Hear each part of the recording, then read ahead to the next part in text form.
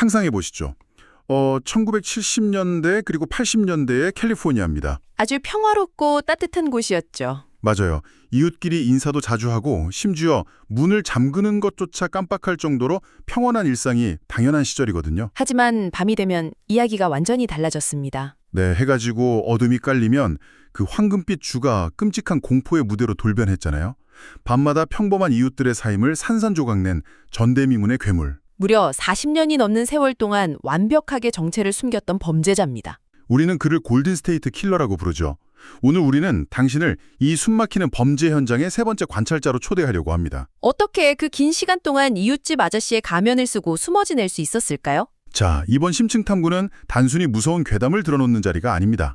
철저하게 계산된 범죄, 그리고 수사기관을 농락한 지능적인 연쇄 범죄의 기록을 파헤칠 겁니다. 오직 팩트와 증거 위주로요. 그렇습니다. 맹목적인 공포보다는 객관적인 팩트에 집중할 겁니다. 오늘 우리가 다룰 출처들도 결코 가볍지 않죠. 피고인의 자백이 담긴 법정신문 녹취록, 최신 유전사 수사기법을 다룬 법의학 저널. 그리고 생존자들의 처절한 증언이 실린 가디언지 기사도 빼놓을 수 없죠. 네, 거기에 미셸 맥나마라의 추적기, 할리우드 영화 제작 관련 기록까지 전부 교차 검증해서 이 악랄한 자의 족적을 낱낱이 해부해보겠습니다. 사실 범죄 소설을 쓰다 보면요. 악당이 어느 날 갑자기 하늘에서 똑 떨어지는 게 아니거든요. 범죄도 진화한단 말이죠. 아주 정확한 지적입니다. 이 범인의 10년치 범행 기록을 보면 범죄 수법이 어떻게 서서히 또 악랄하게 에스컬레이션 되는지 명확히 보입니다. 13건의 살인, 50여 건의 강간.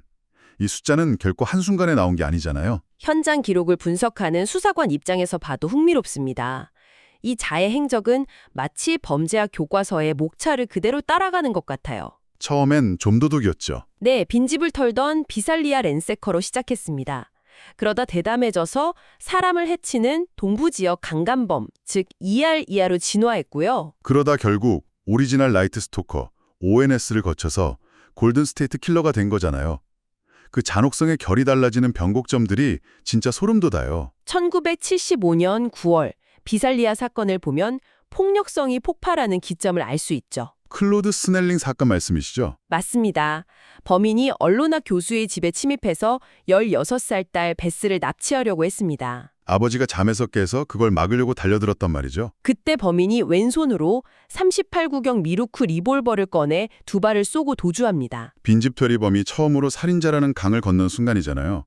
그리고 그해 겨울 12월에 있었던 윌리엄 맥고원 형사와의 대치 상황을 보면 이 인간이 얼마나 영악한지 알 수 있습니다. 형사들이 잠복 근무 끝에 어두운 뒷마당 구석으로 몰아넣은 데 성공한 상황이었습니다. 네, 그 장면. 제가 소설로 쓴다고 해도 그렇게 얄밉고 대담하게 묘사하기 힘들 거예요. 형사가 손전등으로 얼굴을 비추니까 범인이 갑자기 손을 번쩍 들더니 연기를 시작하잖아요. 아주 가냘픈 목소리를 냈죠. 네, 오 마이 갓, 제발 해치지 마세요 하면서 덜덜 떠는 척을 한 거예요. 당신이 그 어둠 속에 있던 형사였다면 어땠을까요? 구속에 몰린 범인이 항복하면 순간적으로 긴장이 확 풀리지 않았을까요? 수사관으로서는 뼈아픈 실수지만 인간 심리상 충분히 방심할 수 있는 찰나입니다. 범인은 정확히 그 틈을 누린 거고요. 형사가 담장을 넘어 수갑을 채우려는 그 1초 사이 숨겨둔 리볼버를 꺼내 형사의 얼굴 옆 손전등을 쏘고 도망칩니다. 와, 그건 상황을 완벽하게 통제하고 형사의 심리까지 가지고 논 거잖아요. 아주 대담한 포식자의 모습이죠. 상대의 심리를 가지고 논다는 게 진짜 이 범인의 가장 끔찍한 시그니처예요. 그 피해자 커플을 노렸을 때의 수법도 뇌리에서 떠나질 않더라고요. 남자를 먼저 나일론 끈으로 꽉 묶어놓고 등 위에 접시들을 겹겹이 올려놓았죠. 네, 접시가 부딪혀서 소리가 나면 둘 다 죽여버리겠다고 협박을 했잖아요. 다른 방에서 연인이 당하는 소리를 들으면서도 등 위에 접시가 깨질까봐 숨조차 제대로 쉬지 못하게 만든 겁니다. 피해자들의 영혼까지 완전히 부숴버리는 심리적 고문이죠. 수사 기록을 더 들여다보면 현장에서 보여준 귀괴한 여유에 수사관들도 경악을 금치 못했습니다. 1979년 산타바바라 오퍼맨과 매닝 살해 사건 현장이죠. 맞습니다. 두 사람을 결박하고 잔혹하게 살해한 직후에 글쎄 이자가 부엌 nim장구 문을 열었습니다. 남은 칠면조 고기를 꺼내 먹었다는 게 진짜 말이 되냐고요. 파티오 쪽에 그 뼈를 툭툭 뱉어버리고 갔습니다. 현장 감식 결과가 그걸 증명하죠. 보통 범죄자면 1분 1초가 불안해서 도망치기 바쁜데 마치 경찰이 언제 올지 다 안다는 듯한 그 태도. 당신은 혹시 눈치채셨나요? 여기서부터는 목소리를 좀 낮춰서 얘기해야 할 것 같습니다. 네, 당신에게만 털어놓는 충격적인 비밀이죠.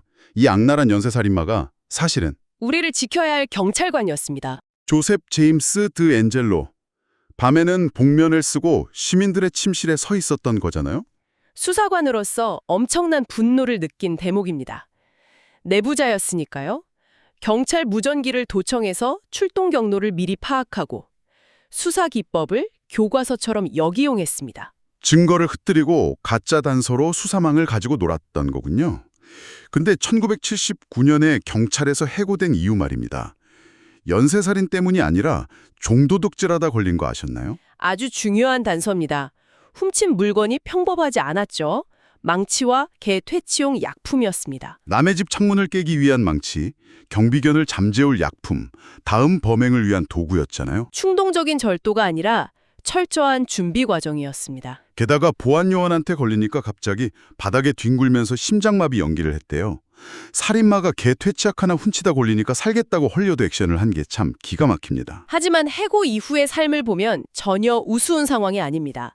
27년 동안 마트 배송센터 트럭 수리공으로 일하며 완벽하게 위장했죠. 변호사 아내에 의사 딸까지 둔 평범한 가장으로요? 그런데 1981년 그렉 산체스 사건 이후에 범행을 5년이나 멈췄단 말이죠. 산체스는 190cm의 거구였습니다.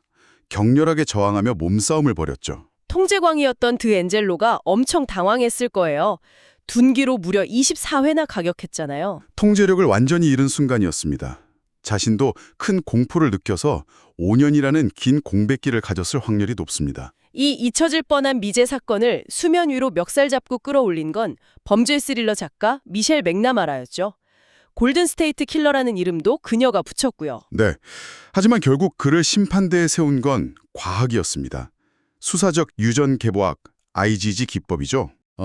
그 GED 매치라는 공공 유전자 데이터베이스 사이트 쓴 거 말씀이시죠? 40년 전 샬린 스미스 살해 현장의 정액 DNA를 공공 사이트에 대조해서 아주 먼 친척부터 거대한 가계도를 그려내려온 겁니다. 공공의 안전을 위한 훌륭한 돌파구였죠. 잠깐만요. 저는 거기서 생각이 다릅니다. 과정의 위험성을 무시할 순 없어요. 오리건주 요양원 사건 아시잖아요. 수사 초기에 있었던 잘못된 단서 지목 말씀이시군요. 가게도 추적하다가 73세 노인을 용의자로 지목하고 법원 영명으로 DNA를 강제 채취했잖아요. 완벽하게 무고한 시민이었습니다. 프라이버시 침해 우려 이해합니다. 하지만 상대는 13명을 죽인 연쇄살인마입니다. 그래도 단지 조상이 누굴까 궁금해서 가입한 사이트 때문에 내 가족이 살인마로 몰리고 감시를 받는다는 건 디스토피아 아닙니까? 명백하게 유전적 프라이버시를 침해한 거죠. 수사에서는 비례의 원칙이 중요합니다. 일반적인 추적으로는 40년 동안 단 한 번도 꼬리를 잡히지 않은 지능범이에요. 합법적인 영장을 통한 유전자 채취는 이 괴물을 잡기 위해 필수 불가결하게 치러야 할 대가였습니다. 일반 시민이 지는 리스크가 너무 크단 말이죠. 잠재적 감시 대상이 된 거나 다름없잖아요. 윤리적 가이드라인이 필요하다는 건 동의합니다. 하지만 팩트만 놓고 보자면 이 기술이 없었다면 조셉 제임스 드웬젤로라는 이름은 영원히 몰랐을 겁니다. 네, 그건 저도 인정합니다. 과정은 찜찜하지만 결국 과학의 악마의 얼굴을 찾아냈으니까요. 그래서 어떻게 확정한 거죠? 수개월 추적 끝에 드웬젤로라 용의자를 좁히고 잠복 미행을 시작했습니다. 쓰레기통에서 휴지 조각을 주운 거군요. 맞습니다. 그리고 자동차 문손잡이에서 몰래 DNA를 채취했고요. 이걸 40년 전 현장 DNA와 교차대조했습니다. 확률이 어떻게 나왔습니까? 4.7 옥틸리언 분의 1이었습니다. 4.7 옥틸리언이요. 그게 대체 어느 정도의 숫자예요? 10의 27 제곱입니다. 47 뒤에 0이 26개 붙는 숫자죠. 우주에 있는 별의 수와 맞먹는 확률입니다. 와, 우주에 있는 별의 수요? 범인이 아닐 확률이 제로라는 거네요. 네, 의심의 여지가 없는 100% 과학적 진실이 확정된 순간입니다. 정말 압도적이네요. 근데 체포 당일 이야기도 소름 돋아요. 이웃들 말로는 직전까지 할리 데이비슨 오토바이를 과속으로 몰고 다니던 정정한 노인이었대요. 앞마당에서 무거운 물건도 번쩍 들었다고 하죠. 근데 경찰이 체포해서 취조실에 앉히니까 갑자기 입 벌리고 치매 걸린 불쌍한 노인 행세를 하기 시작했잖아요. 과거 상점에서 훔치다 걸렸을 때 썼던 심장마비 연기법을 다시 꺼낸 겁니다. 그러다 형사들이 자리를 비우니까 혼자 중얼거린 말 들어보셨죠? 내가 다 했어. 내 머릿속에 제리가 강제로 시켰어. 난 제리를 밀어내고 행복한 삶을 살았어. 계산된 연기일 확률이 높습니다. 심신미약을 주장해서 형기를 낮추려는 속셈이었겠죠. 다중인격자인 척 하려고요. 비열하네요. 재판은 어떻게 됐습니까? 2020년 팬데믹 상황이었고 증인과 피고인 모두 고령이라 유죄 협상 필리바겐을 진행했습니다. 사형을 면하는 대신 13건의 1급 살인을 모두 인정하게 했죠. 형량은 어느 정도였죠? 가석방 없는 11번의 종신형과 15번의 연속 종신형이었습니다. 절대 감방에서 나오지 못하게 격리한 겁니다. 2020년 8월 선고 공판, 그게 진짜 결말이죠. 15세에 강간당했던 크리스 페드레티, 어머니의 피해를 증언한 피트 슐츠, 40년간 침대 밑에서 야구방망이를 주고 떨었던 피해자들이 드디어 선언했잖아요. 네가 우리의 삶을 훔쳐갔지만 결국 넌 졌다고 말이죠. 압도적인 카타르시스였습니다. 이 이야기가 빈센트 갈로랑 제임스 프랭코 주연으로 할리우드 영화로도 나온다고 하더라고요. 자, 이번 심층 탐구의 팩트를 정리해 보겠습니다. 이 사건은 평범한 이웃으로 위장한 범죄자를 끝내 심판대 위에 세운 기념비적인 사례입니다. 네, 과학과 집념의 승리죠. 40년 전의 괴물이라도 인간의 끈질긴 의지와 혁신적인 유전자 과학 앞에서는 결국 꼬리를 잡힌다는 진실을 보여줬습니다. 자, 그럼 당신에게 묵직한 질문 하나를 던지며 마무리할까요?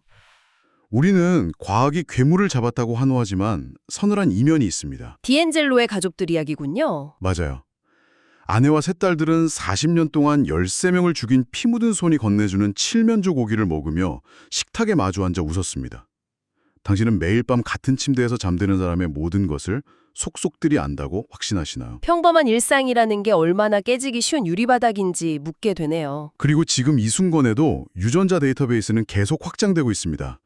당신이나 먼 친척이 재미로 등록한 DNA가 어딘가에 미제 사건을 풀고 있을지도 모르죠. 반대로 말하면 아직 잡히지 않은 범죄자들에겐 보이지 않는 그물이 좁혀오고 있다는 뜻입니다. 맞습니다. 낮에는 인자하게 웃고 밤에는 괴물로 변하는 또 다른 디엔젤로들이 어둠 속에서 식은땀을 흘리며 경찰의 노크 소리를 기다리고 있진 않을까요? 저희가 준비한 이번 심층 탐구는 여기까지입니다. 감사합니다.